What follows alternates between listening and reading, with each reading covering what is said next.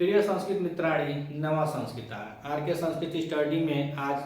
हम लोग महाकवि भर्तृहरि द्वारा बीज रचित नीति शतकम और नीति शतकम में हम लोग देव पद्धति का वाचन कर रहे हैं। तो देव पद्धति में आज हम लोग श्लोक नंबर 85 का वाचन करेंगे और 85 नंबर श्लोक में बता रहे हैं कवि जी कि जो भाग्य के अभागे होते हैं, जो भाग्य के मारे होते हैं, जहाँ जहाँ जाते हैं विपत्ति भी उनके साथ ही जाती है। तो कहा जाता है कहावत कि जहाँ गली डाहो रानी तहाँ परल पाथर पानी। तो यही है जो भाग्य के मारे होते हैं, तो भाग्य पद्धति है, भाग्य के ही बारे में यह बताएंगे 10-11 श्लोक तक। देव पद्धति है या भाग्य पद्धति है, तो इस रूप में या 10-11 श्लोक तक भाग्य के बारे में बतलाएंगे। मुक्तक काव्य है, महाकवि भर्तृहरि जी की रचना है। नीति शतकम मुक्तक काव्य है और इनकी 3 रचनाएं हैं। वैराग्य शतक है, नीति शतक है और एक श्रृंगार शतक है। और एक इनका व्याकरण ग्रंथ है वाक्य पदियम, और इनको शतक त्रय का जन्मदाता भी कहा जाता है। तो आइए यह श्लोक देखते हैं। यह शार्दूल विकृत छंद में यह विबद्ध है और शार्दूल विकृत छंद में 12 और 7 श्लोकों पर्यंत होती है। 7 अक्षरों पर, अर्थात यहाँ से 12 श्लोक और आगे से 7 श्लोक, तो 12 और 7 पर्यंत होती है। टोटल 19 वर्ण होते हैं शार्दूल विकृत छंद में। तो आइए वाचन करते हैं कि खल्वाटो दिवसेश्वरस्य किरणै संतापिते मस्तकै गच्छन्देशम् आत्पतं धृतग्रस्तस्ति तालस्य मूलं गता तत्रापयस्य महाफलेन पतता भन्नं सशब्दं शिरा प्रायो गच्छति यत्र देवहतक तत्रैव यान्ति अपदा तत्रैव यान्ति अपदा। तो करेंगे गच्छन् देशम् अनातपं द्रुतगतिस्तालस्य मूलं गतम्। तो जो दैविक जो भाग्य का मारा होता है उसके कपार पर तरकुल का फल गिर जाता है, जो उसके भाग्य में। तो नीचे हमको बस यही बता रहे हैं कि देवतक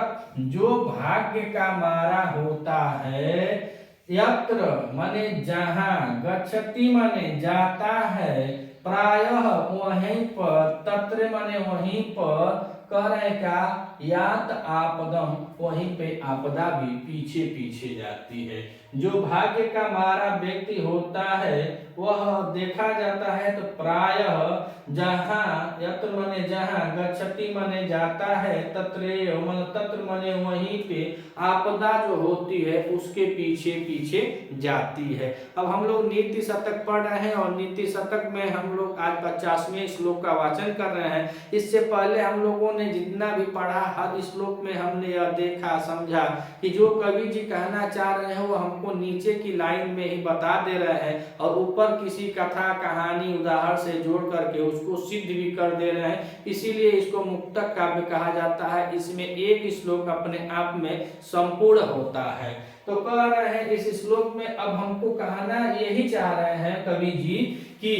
जो भाग्य के अभागे होते हैं, जिनका नसीब साथ नहीं देता है, प्रायः माने प्रायः, यत्र माने जहाँ, गच्छति माने जाते हैं, तत्र माने वहाँ, उनका जो आपदम है, जो विपत्ति है, वो अभी उनके पीछे पीछे ही जाती है। अब पीछे पीछे जाती है। अब हमको पहली, दूसरी और तीसरी लाइन में अब यह सिद्ध कर देंगे कि कैसा वह भाग्य का मारा होता है और कैसी विपत्ति होती है। तो आइए ऊपर से देखते हैं। तो कह रहे हैं खलवाटो दिवसेश्वरस्य किरणे। दिवसेश्वर माने सूर्य भगवान, सूर्य भगवान की किरणों को बता रहे हैं। और खलवाटो माने वह जिसके सर पे बाल न हो, यह नहीं कि कोई बाल छिलवा लिया हो,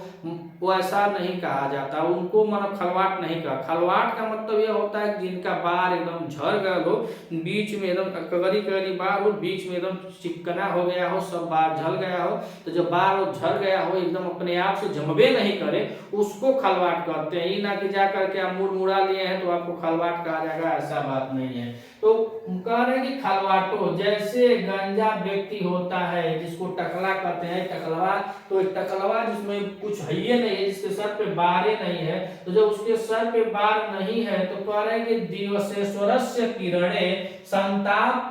पिते मस्तके, तो वह दिवसस्य माने भगवान सूर्य के किरणे माने किरणों से उसका मस्तक जो है संतापित है, अर्थात वह जल रहा है। अब जैसे भगवान सूर्य की किरणें कब प्रभावी रूप से पड़ती है, तो मई जून के महीने में पड़ती है, और मई जून के महीने में जब वह किरणें तेज गति से पड़ती है तो बता रहे हैं कि सूर्य दिवस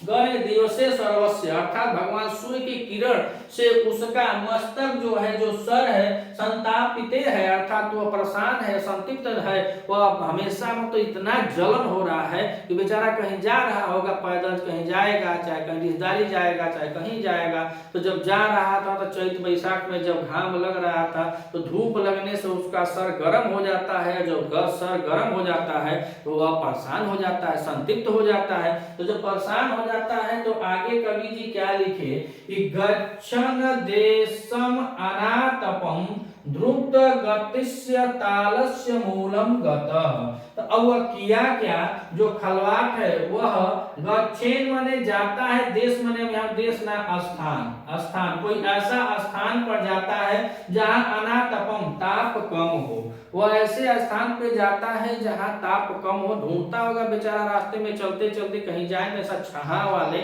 और हम लोग देहात एकदम खाटी देहाती के हम लोग हैं, तो जब हम खाटी देहाती, तो हमारे यहाँ अभी भी ऐसे लोग होते हैं जो 45-55 साल के होते हैं, तो वह बाजार जाते हैं। प्रतिदिन हमारे यहाँ बाजार नहीं लगती है, छोटा छोटा मार्केट होता है, तो छोटा छोटा बाजार साप्ताहिक बाजार होती है, तो साप्ताहिक बाजार में लोग आते हैं तो पैदले बहुत लोग चल जाए, पहले के पुरानिया पैदले चल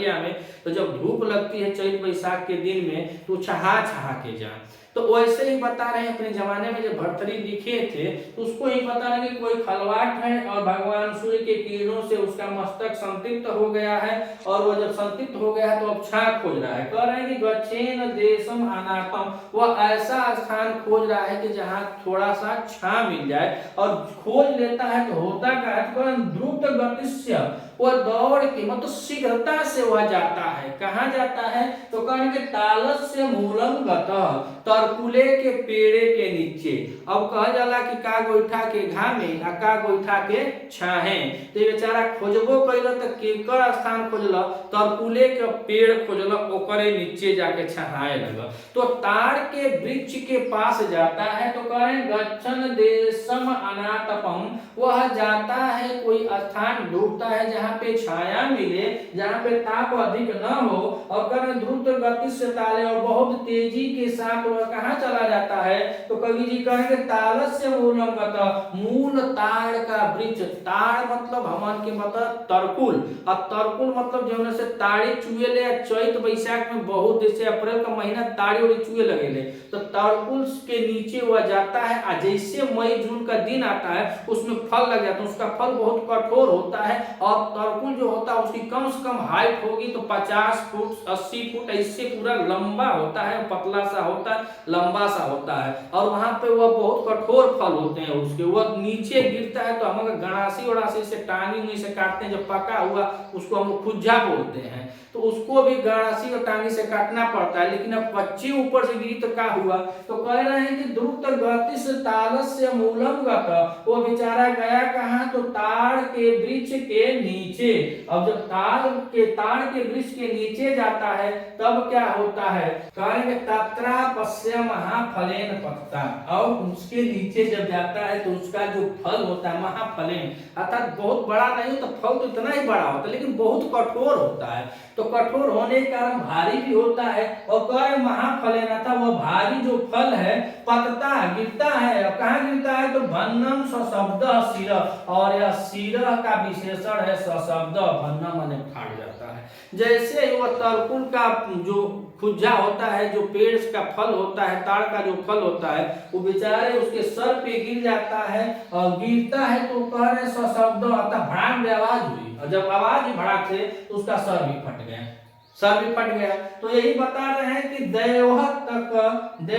जो देवहत जो है, जो भाग्यहीन है जो कब भाग्य के मारे बेचारे अत्र मने जहां भी जाते हैं प्राय देखा जाता है कि विपत्ति भी उनके साथ साथ ही जाती है। तो आइए एक बार और देखते हैं कि खलवाटो दिवसेश्वरस्य किरणे संपातिते मस्तके गच्छन् देशं अनातपं द्रुतगति तालस्य मूलं गता तत्र अपश्य महाफलेन पतता भन्नं शब्दं गिरं शब्दं शिरम कह रहे हैं। तो कह रहे कोई का खलवाट है, कोई गंजा है, दिवसे स्वरस्य किरण भगवान सूर्य के किरण से उसका मस्तक संतापित हो चुका है, संतप्त हो चुका है, इसलिए गच्छेन देशम अनातपम वह किसी छायादार स्थान को ढूंढता है और उस स्थान पर द्रुत गति तेज गति से जाता है। और वह स्थान कौन सा होता है तो कहते तालस्य मूलम गत ताड़ के वृक्ष के नीचे तेज गति से वह जाता है। और जब दौड़ कर जाता है तो पहले उसका सर बेचारा का उसी तरह परेशान है, तप रहा था और वह गर्मी से चिल्ला रहा है, उसका मस्तक संतप्त हो चुका है। फिर वह जगह ढूंढता है और तेज गति से द्रुत गति से तेज गति से ताल मूल से ताड़ के मूल मन पेड़ के नीचे जाता है, अर्थात उसकी छाया में जहां अनातपम थोड़ा सा छाया होता है वहीं पे वह जाता है। लेकिन भाग्य का मारल कहा बाबू तो कह रहे हैं तत्रापस्य महाफलेन पतता भन्नम शब्दम गिर, अर्थात यह कह रहे हैं कि तभी उस वृक्ष का तत्रापस्य अर्थात तभी उस वृक्ष का महाफलेन जो कठोर और भारी फल होता है वह पतता माने गिरता है। कहाँ गिरता है उसके सिर पर शब्दम उसमें से शब्द उत्पन्न होता है और उसका क्या होता है सर भी भन्न हो जाता है अर्थात फट जाता है, जैसे सर पे गिरता है भन्न दे कर देता है। तो क्यों क्या लाख करे चतुराई विधि का लेख मिटे ना भाई। तो वह बात है कि विधि का विधान है जो लिखल है त्यों होके के रही प्रायो गच्छति यत्र देवहत तत्रैव यायन्त आपदम, जहाँ लोग जाते हैं ऐसे लोग जो भाग्य के मारे होते हैं जहाँ भी जाते हैं विपत्ति भी उनके साथ साथ जाती है। अगर आप चैनल पे नए हैं तो चैनल को सब्सक्राइब कीजिएगा, वीडियो अच्छी लगे वीडियो को भी लाइक कीजिएगा। मिलते हैं वीडियो में, तब तक के लिए नमः संस्कृत।